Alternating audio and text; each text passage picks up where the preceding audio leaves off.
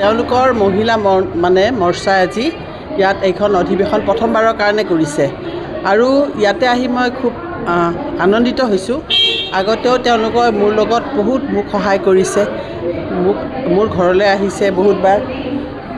আজি এনেকুৱা লাগিছে যেন মিনি অসম ইয়াতে সকলোবোৰে মেখেলা চাদৰ পিন্ধি আহিছে আৰু তেওঁলোকৰ যিবোৰ কাম মই আজি গম পাইছোঁ যে সমাজৰ প্ৰতি তেওঁলোকৰ যি দায়িত্ববোধ, যি ধৰণে তেওঁলোকে কাম কৰি আছে আৰু আমি ভাবোঁ তেওঁলোকৰ লগত আমি মাৰোৱাৰী যদিও সমাজ, আমি অসমত থকা সকলোৱে তেওঁলোকক সহায় কৰিব লাগে আৰু সকলোৰে সহায়ৰ হাত পালে তেওঁলোকে আৰু আগবাঢ়ি যাব পাৰিব।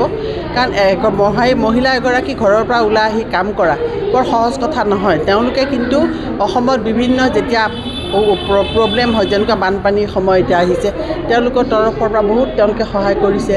তেনেকৈ বিভিন্ন অনুষ্ঠানৰ লগতে তেওঁলোকে জড়িত হৈ আছে। তেওঁলোকৰ গোটেই নৰ্থ ইষ্টতে তেওঁলোকৰ শাখা আছে, এইটো গুৱাহাটীৰ শাখা। ইয়াত গোটেই নৰ্থ ইষ্টৰ ইয়াতে এখন অধিৱেশন হৈছে। এই অধিৱেশন সকলোবোৰ আহিছে, আহি পেলাই তেওঁলোকৰ সকলোৰে মত বিনিময় হৈছে।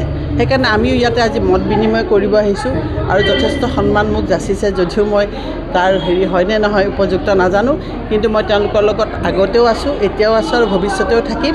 আৰু সমাজৰ কাম কৰাৰ কাৰণে কোনো মাৰোৱাৰী বা অসমীয়া নহয়, এইখন সমাজ মহিলাৰ সমাজ। এই মহিলাৰ সমাজখনৰ লগত মই সদায় আছোঁ।